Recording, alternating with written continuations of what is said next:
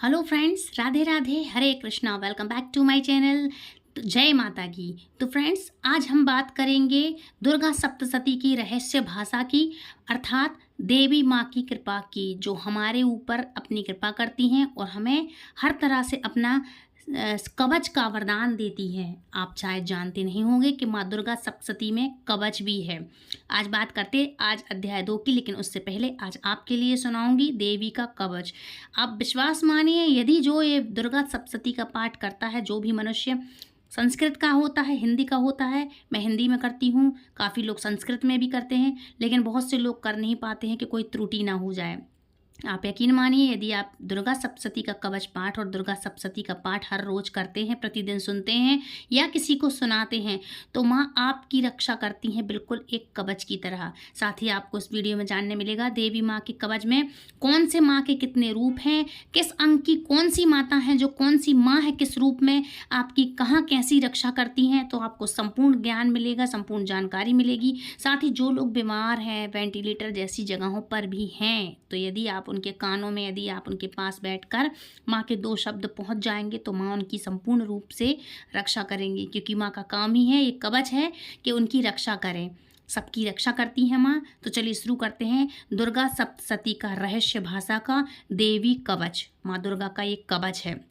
तो फ्रेंड्स, और यदि आपको ये वीडियो पसंद आए तो प्लीज़ लाइक, शेयर, कमेंट और चैनल सब्सक्राइब जरूर करना। कोई भी दुख दर्द पीड़ा हो तो माँ से आप ये विनती जरूर करना कि माँ हमारी रक्षा करें। हम कहते हैं ना, माँ हमारी रक्षा करें। क्यों करती हैं? इस कवच के द्वारा करती हैं। तो शुरू करते हैं इस कवच के लिए। तो मार्कंडेय जी ने ब्रह्मा जी से कहा, हे पितामह, इस सृष्टि में परम गोपनीय सभी प्रकार के मनुष्यों का रक्षक और जो अब तक अज्ञात हो, ऐसा कोई साधन मुझे बतलाने की कृपा करें। ब्रह्मा जी ने कहा, संपूर्ण प्राणियों का हितकारी, पवित्र एवं परम गोपनीय उपाय तो केवल एक देवी का कवच ही है।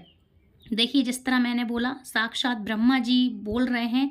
और एक बात और बता दूं कि ये बहुत ही पुराण की जो मेरे पास है, पुराणों का जो ग्रंथ है, ये बहुत ही पुरानी कथा के द्वारा मैं आपके लिए, पुराणों के द्वारा ये लेकर आई हूँ देवी कवच। बहुत आराम से सुनाऊंगी, बहुत ही स्पष्ट सुनाऊंगी, तो बहुत ध्यान से सुनिएगा।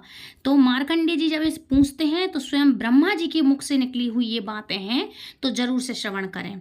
तो ब्रह्मा जी कह रहे हैं, संपूर्ण प्राणियों का हितकारी, पवित्र एवं परम गोपनीय तो केवल एक देवी का कवच ही है। हे मुनिवर, उसे आप श्रवण करें, सच्ची श्रद्धा से सुने। देवी की 9 मूर्तियां हैं, जिन्हें नवदुर्गा के नाम से जाना जाता है। उन शक्तियों के नाम मैं अलग अलग बतलाता हूँ जो तुम इस प्रकार सुनो, जो इस प्रकार से हैं। पहला नाम शैलपुत्री, दूसरा नाम है ब्रह्मचारिणी, तीसरा नाम है चंद्रघंटा, चौथा नाम है कुष्मांडा, पांचवा नाम है स्कंदमाता, छठा नाम है कात्यायनी, सातवां नाम है कालरात्रि, आठवां नाम है महागौरी और 10वां है सिद्धिदात्री। ये 10 प्रकार की महाविद्याएं हैं और 10 प्रकार की माँ देवी हैं, जो हमारे लिए कवच के रूप में हमें प्राप्त होती हैं। और यही इन्हीं की 10 महाविद्याएं हैं जो हमारी रक्षा करती हैं। क्या है इनके नाम? तो ध्यान से आप सब सुनिएगा। इसके आगे बोलते हैं ब्रह्मा जी, जो व्यक्ति अग्नि से दग्ध हो रहा हो, रणभूमि में शत्रुओं द्वारा आच्छादित हो गया हो, अथवा भीषण संकट उत्पन्न अवस्था में हो, तो वह मनुष्य यदि जगत जननी माँ दुर्गा के शरणागत हो जाए तो किसी भी अवस्था में उसका अनिष्ट नहीं हो सकता, वह किसी भी विपत्ति में नहीं पड़ सकता, तथा वह शोक, दुख, भय आदि बाधाओं से मुक्त हो जाता है। हे देवी, जो लोग भक्ति युक्त होकर आपका स्मरण करते हैं, उनकी दिनों दिन उन्नति होती है। हे देवी, अपने आराधक की तुम निश्चय ही रक्षा करती हो। चामुंडा देवी का वाहन प्रेत, बाराही का महेश, ऐन्द्री का ऐरावत नामक हाथी और वैष्णवी का गरुण है। महेश्वरी बैल पर तथा कौमारी मोर पर सवार हैं। विष्णु पत्नी महालक्ष्मी हाथ में कमल लिए कमलासन पर विराजती हैं। श्वेत वर्णा ईश्वरी बैल पर तथा ब्रह्माणी सरस्वती समस्त अलंकारों से विभूषित होकर हंस पर आरूढ़ हैं, मतलब हंस की सवारी है, हंस पर सवार है। समस्त देवियां अनेक अलंकारों एवं रत्नों से सज्जित होकर योग शक्तियों से पूर्ण हैं। इनके अतिरिक्त और भी अनेक देवियां हैं जो दानवों के दलन और दलन तथा संतों की सहायता के लिए क्रोधाकृति से रथ में सवार रहती हैं। उन देवियों के कर कमलों में शंख, चक्र, गदा, शक्ति, हल, मुसर, केटक, तोमर, परशु, पाश, भाला, त्रिशूल, उत्तम प्रकार का सिंह, धनुष आदि शस्त्र सुशोभित रहते हैं। उनके शस्त्र धारण करने का उद्देश्य देवताओं की सुरक्षा, दैत्यों का विनाश एवं भक्तों को अभय प्रदान करना है। महाभय नाशनी, महान बल, महान पराक्रम एवं महान उत्साह से युक्त हे महारौद्रे, तुम्हें प्रणाम है। शत्रुओं को भयभीत करने वाली हे देवी, तुम मेरी रक्षा करो। प्रखर तेज के कारण मैं तुम्हारी ओर दृष्टिपात भी नहीं कर सकता। ऐन्द्री शक्ति पूर्व दिशा में मेरी रक्षा करें और अग्नेय शक्ति अग्नेय कोण में मेरी रक्षा करें। वाराही देवी दक्षिण दिशा में, खड़गदारिणी नैत्य कोण में, वारुणी शक्ति पश्चिम में तथा मृगवाहिनी शक्ति वायव्य कोण में मेरी रक्षा करें। कौमारी शक्ति उत्तर में, शूलधारिणी शक्ति ईशान कोण में, ब्रह्माणी ऊपर तथा वैष्णवी शक्ति नीचे हमारी रक्षा करें। इस प्रकार शवारूढ़ चामुंडा देवी दसों दिशाओं में मेरी रक्षा करें। आगे जया और पीछे विजया मेरी रक्षा करें। वाम पाश्चर्य में अजिता नाम की शक्ति, दाहिनी ओर में अपराजिता, शिखा में उद्योतनी तथा मस्तक में उमा शक्ति मेरी रक्षा करें। ललाट में मालाधरी, दोनों भवों में यशस्विनी, भ्रू मध्य में त्रिनेत्रा तथा नासिका में यमघटा शक्ति मेरी रक्षा करें। दोनों नेत्रों के बीच में शंखनी, दोनों कानों के मध्य में द्वारवासिनी, कपोल में कालिका तथा कर्ण के मूल भाग में शाकंडकरी शक्ति मेरी रक्षा करें। नासिका में सुगंधा, ऊपरी ओष्ठ में चर्चिका, अधरोष्ठ में अमृतकला और जीभ की रक्षा सरस्वती करें। मेरे दांतों की रक्षा कौमारी, कंठ के मध्य भाग में चंडिका, गले की चित्रघंटा तथा तालु भाग की रक्षा महामाया करें। कामाक्षी ठुड्डी की, सर्वमंगला बाणी की, भद्रकाली ग्रीवा की तथा धनुर्धरी शक्ति मेरे मेरुदंड की मतलब रीढ़ की हड्डी की रक्षा करें। रीढ़ की हड्डी को बोलते हैं संस्कृत में मेरुदंड। तो रीढ़ की हड्डी मेरुदंड की रक्षा करें। कंठ के बाहर नीलग्रीवा और कंठ की नली में नलकुंबरी, दोनों कंधों की खड़कनी एवं वज्रधारणी शक्ति मेरे दोनों भुजाओं की रक्षा करें। दोनों हाथों की दंडनी, उंगलियों की अंबिका, नखों की शूलेश्वरी और कुच्छी भाग की कुलेश्वरी रक्षा करें। महादेवी स्तनों की तथा मेरे मन की रक्षा, शोक विनाशिनी शक्ति मेरी रक्षा करें। ललिता देवी हृदय की एवं शूलधारिणी शक्ति मेरे उदर की रक्षा करें। नाभि में कामिनी एवं गुप्तांग में गुहेश्वरी मेरी रक्षा करें। कामिका तथा पूतना लिंग की और महेश वाहिनी गुदा की रक्षा करें। भगवती कटी प्रदेश में तथा विंध्यवासिनी घुटनों की रक्षा करें। संपूर्ण कामनाओं को देने वाली महाबाला मेरे जंघा की रक्षा करें। दोनों पैरों की गुट्ठी की नारसिंही, दोनों पैरों के पिछले भाग की तेजसी देवी, पैर की उंगलियों की श्रीदेवी तथा तलवों की रक्षा तलवासनी करें। दृष्टा कराली नखों की, ऊर्ध्वकेशनी देवी केशों की, कौवेरी रोमावली के छिद्रों में तथा भागेश्वरी मेरी त्वचा की रक्षा करें। पार्वती देवी रक्त, मज्जा, चर्बी, मांस, हड्डी और मैदे की रक्षा करें। कालरात्रि आंतों की, मुक्तेश्वरी पित्त की,